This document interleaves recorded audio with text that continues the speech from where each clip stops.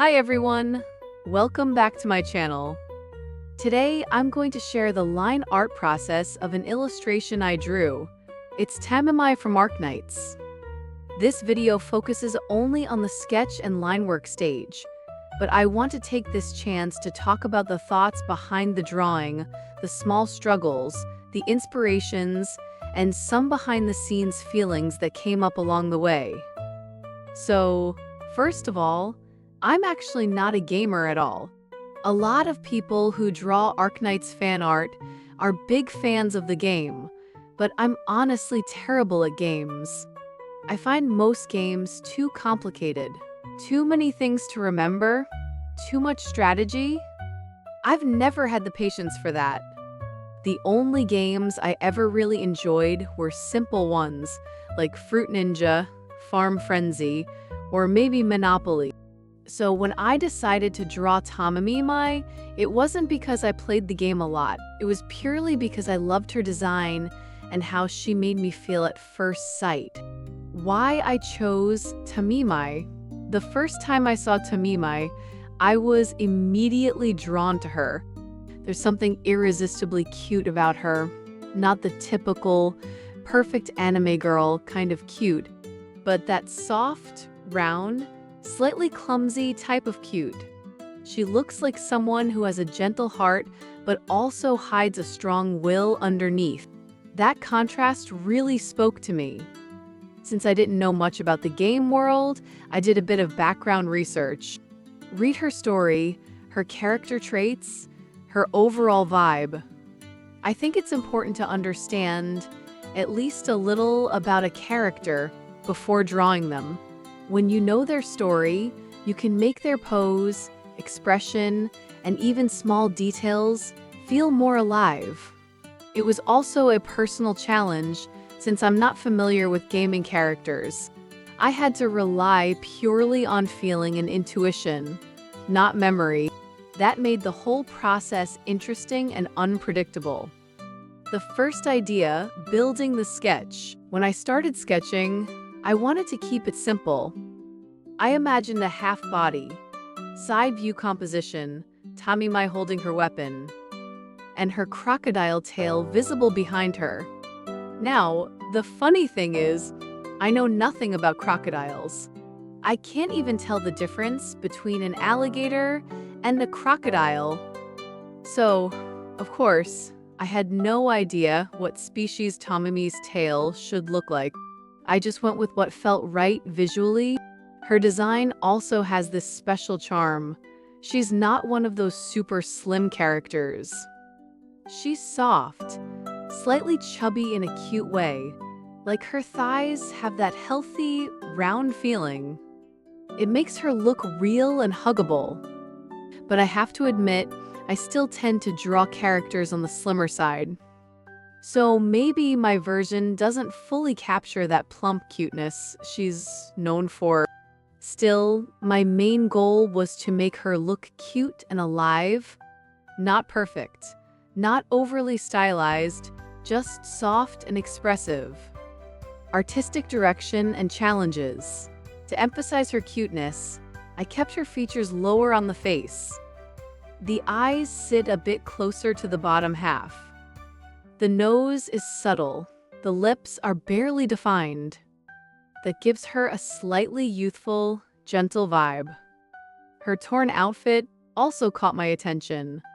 I wasn't sure why her jacket looked ripped in the references, so I made my own interpretation. Maybe her tail accidentally tore it apart. If anyone knows the real lore reason, feel free to tell me in the comments. I also fell in love with her jacket design. That slightly industrial, almost punk, rugged look. There's something about worn-out clothing that gives a character personality. It tells a story. Maybe that's why I enjoy drawing textures and imperfections. They make a character feel like they've lived through something. The crocodile tail, my biggest headache. Okay, let's talk about the tail. That was definitely the hardest part. I spent quite some time searching for crocodile photos online, trying to understand how their tails are actually shaped. I used to think they were just round tubes, like a cylinder, but after studying them, I realized they're actually much more geometric. The cross-section is almost square or rectangular, with ridges and spikes running along both sides instead of one center line. That was such an eye-opening moment. I love it when drawing teaches me something new about the real world. So when I drew the tail, I made sure to include those subtle planes and angles to show the volume, the turning surfaces, the edges catching light. Even though my style isn't realistic, I wanted that believable structure underneath. I spent a lot of time on it. Sometimes I'd draw a few spikes, look at it for 10 minutes, then delete everything and start over. I even debated about the tail's direction. Should it hang down naturally or curl upward for a better composition? In the end, I chose the upward curve. It gives the drawing more rhythm and makes the character feel more dynamic. Sometimes artistic choice wins over realism, and that's totally okay. Clothing and socks, another small but tricky detail, was her torn stockings. When you draw tight fabric on flesh, you have to remember that the skin pushes back. The edge of the stocking isn't just a line.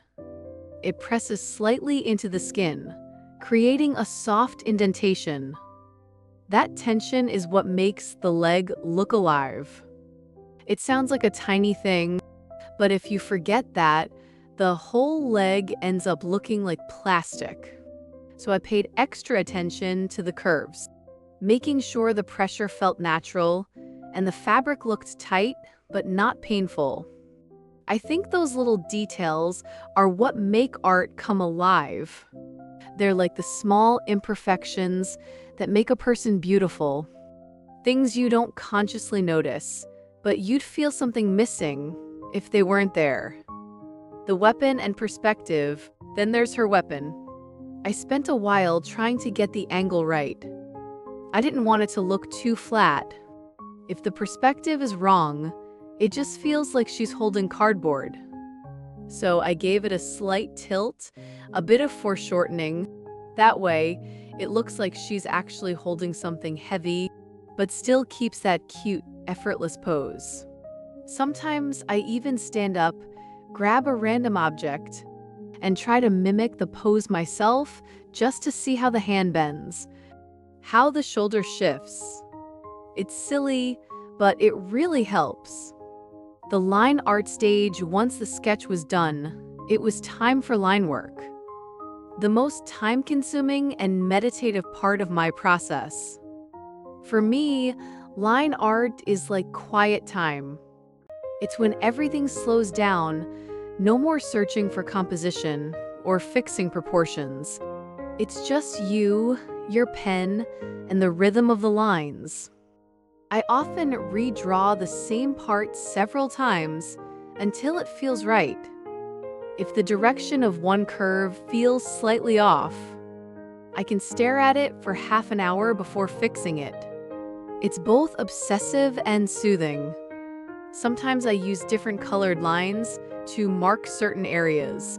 For example, red for where color will go later, blue for shadow zones, so that when I start coloring, I won't confuse the layers. This might sound boring, but honestly, I love it. Line work makes me feel grounded, like I'm slowly giving form to something that was only a thought a few hours ago, refining the details after finishing the main lines. I realized there were parts I still wasn't happy with, like the texture of her tail, the straps on her belt, or how the cracks on her boots looked. So I went back to the sketch, redid those areas, and adjusted the patterns to make them feel more organic. Digital drawing is forgiving that way. You can always redo things, but that also makes it easier to fall into endless tweaking. Sometimes I have to remind myself, it doesn't have to be perfect, just alive. composition choices when I look back at this piece. What stands out to me is how much of it came from intuition rather than strict planning. For example, the tail direction.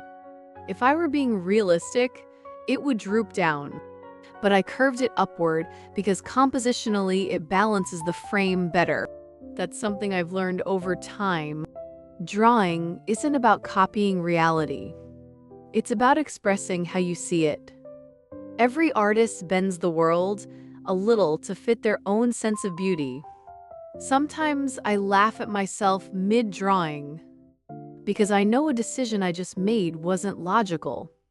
It was purely, I think this looks nicer, but honestly, that's art. Character's emotion. What I love most about Tomimi is her personality. She's not perfect, not glamorous, but she's warm and a little awkward in a lovable way.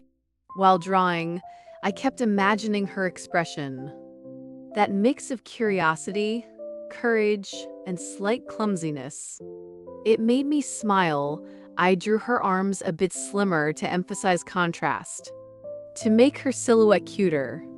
I think contrast is what makes characters interesting. Soft and strong, innocent and brave, messy but kind. Her jacket, her torn socks, even the cracks on her clothes. They all tell a story. They remind me that beauty often lives inside imperfection. That's something I find really comforting. Drawing and self-reflection. You know, I often think drawing isn't just about the subject. It's about understanding yourself. Every piece reveals something about how you see the world. Like, why do I love drawing torn clothes? Maybe because I find beauty in things that aren't flawless. There's something poetic about decay, about resilience. Each artwork becomes a little mirror, reflecting who I was when I drew it. And maybe that's why I keep drawing, not to reach perfection, but to understand myself a bit more each time.